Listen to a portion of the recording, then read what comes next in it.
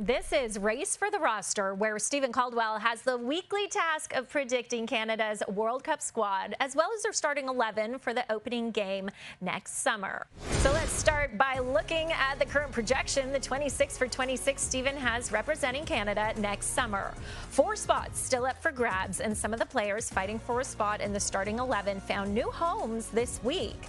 As we take a look at this week's headlines, Ali Ahmed is heading to Norwich City following his transfer from the Whitecaps. Ahmed signing a 2-year deal with the English Championship side. Dane St. Clair officially joining MLS Cup champions Inter Miami. The MLS Goalkeeper of the Year signing a 1-year deal, which includes an option for 2027. Now, the other goalkeeper competing for Canada's #1 shirt is Max Crepeau. Crepeau is reportedly finalizing a deal with MLS side Orlando City. There are also reports out of Europe that have linked Niko Sigur with Premier League club Wolverhampton. Fabrizio Romano suggesting several clubs in top 5 European leagues are monitoring the Canadian. And it was another difficult week for Jonathan David at Juventus. David missing a penalty in a disappointing 1-1 draw with Lecce on Saturday. Which brings us to our form tracker, which is an analytical average of each player's last 5 performances. Stephen Eustaquio still not getting much game time in Porto. He's appeared in just 2 of their last 7 matches, playing just 48 total minutes over the last month. Well, Stephen Caldwell is away this week, so here we are bringing in Kevin Kilbane to weigh in on Stevie's team. Lucky you, Kev. So what has more potential impact to Canada's starting 11 this summer? Niko Sigur moving to England or Stephen Eustaquio not leaving Porto?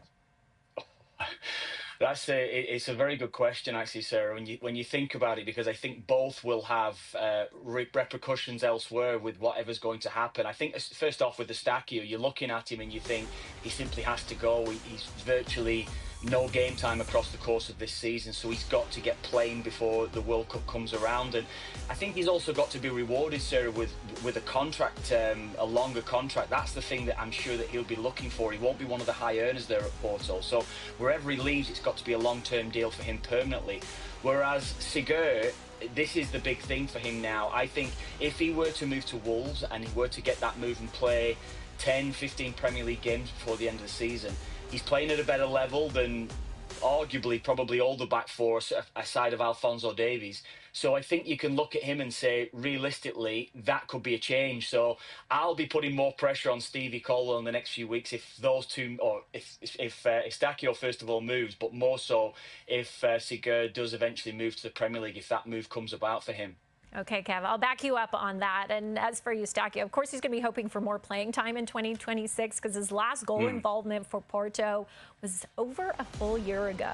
Now, the key Canadians to watch this week are Tani Oluwaseyi and Dejan Buchanan. They're in action Saturday on TSN+. Their club, Villarreal, are the surprise team of the season in Spain, currently sitting 3rd in the table behind only Barcelona and Real Madrid.